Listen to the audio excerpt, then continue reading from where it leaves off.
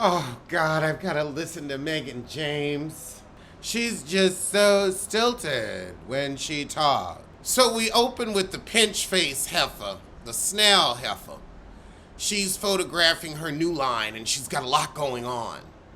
Breathing isn't a part of it, but she got a lot going on. Nose just as pinch as Dwight Eubanks. Meanwhile, across town, we got Mackenzie using her pappy as a nanny. She's seeing someone new with a chicken farm. Over at Morgan, she's thrown her daughter a beautiful backyard party. Oh, and now Lindsay drops by. And Danielle Miller's joining us as well, an ex-fiancé. Again, where's a wife? Where is a wife? Oh, here come Big Chin Neek. Oh, so apparently Mackenzie slept with this other heifer baby daddy. So Mackenzie is seeing her baby daddy saying they in love. Danielle is pissed. So Danielle's here to let Mackenzie know that the timeline's overlapping. She's not co-parenting with any heifer that ain't got a ring on it. Oh, now we got Mulan the basketball heifer filming some content. Yawn. Over with the pinch face heifer, she's busy businesswoman with busy business. Business from the couch, business.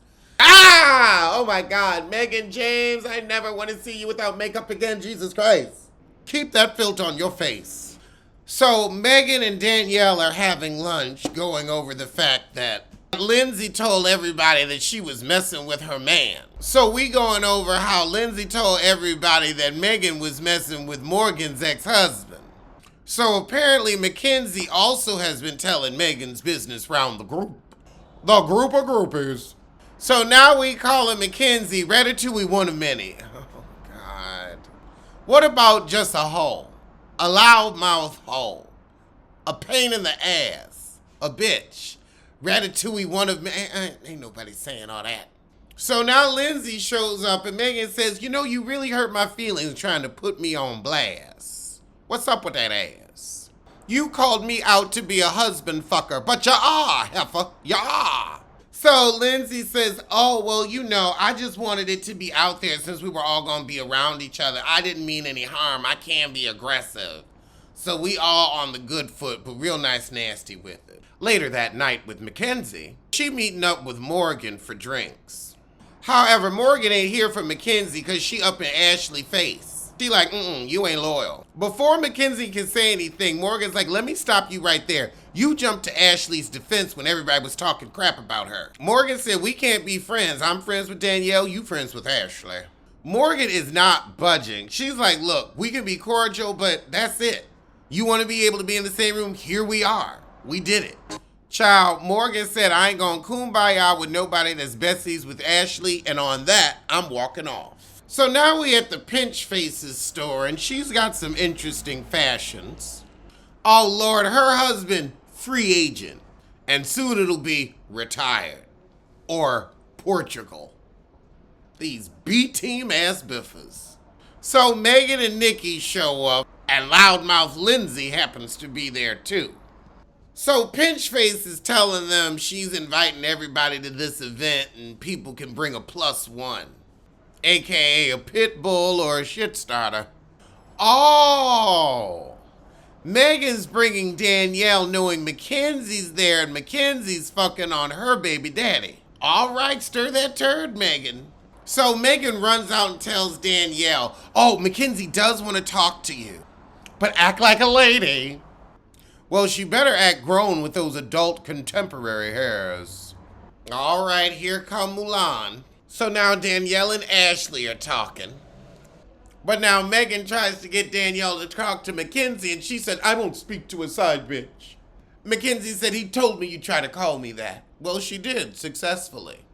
So Mackenzie's saying, I never mess with a man who is in a relationship. Meanwhile, Morgan's like, I've got the evidence. Me and Rashad talk every day. Look, RV. Girl, you are bothered. Child, you better drop down and get your kegel on.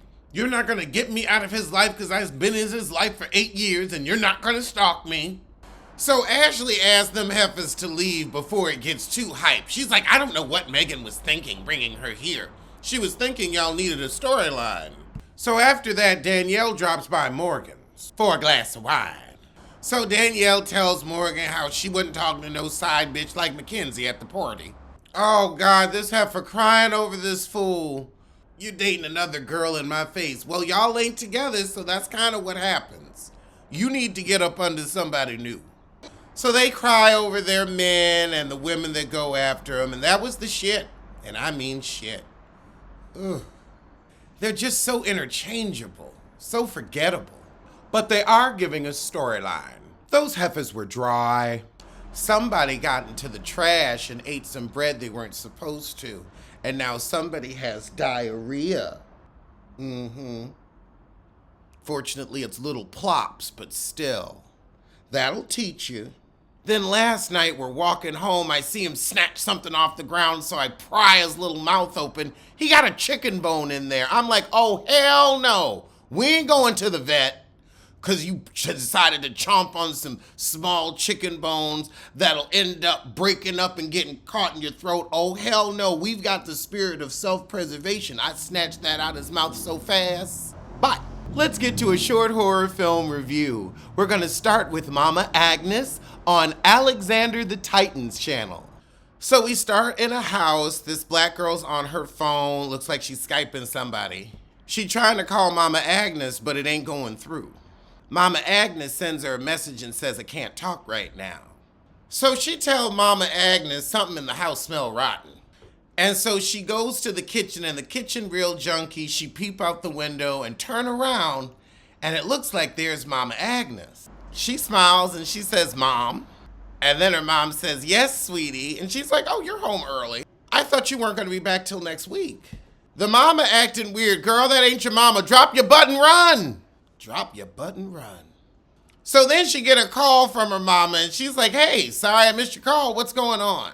Her mom says, it looks like you've seen a ghost, girl. What's going on? Meanwhile, she got the doppelganger mama in her face just smiling, eyes shining. I told you to drop your butt and run. And child, that was the end of it. Now let's check out Funny Woman. Funny Woman is on the Dark Fun YouTube channel. So we got this heifer in what looks like a Ford Pinto trying to get it started, but it ain't working. But then this lady pop up beside her car with a grin, wearing a big camera, a curly wig, like a clownish outfit. Then she starts doing like this, making the windshield wipers work. Then she got this little stand set up and starts beckoning for her to come and watch a little show. It looks like we're in some type of parking garage. The girl gets out and she's like, is this a freaking show? Bad acting and worse writing. So then the heifer starts snapping her fingers, turning the heifer car on and off to make her watch the show. So then she holds up a fortune teller and asks her to pick a number, and she starts doing the whoop whoop. So then the heifer opens up this little box she had on her stand, and there's a $100 bill in there. And she's like, oh, did I win? Thanks. Then she's like, oh, pick another fortune. And this time she gives $2 signs. And the lady's like, oh. She never says anything. She just makes funny noises and waves her hand. Oh, now she opened up the box and there's 500 in there. So she pick again, and it looks like she gets the unhappy face. And then she starts crying. Honey, this ain't scary. It's just bad. Thank God it's short. So now she opened the box, and it's just a blank piece of paper. Oh, it's a picture of her dead. And now the woman's vanished. Oh, God. Then she popped up in the car and drove the heifer over. Well, that was a disappointment. Much like Basketball Wives of Borelando.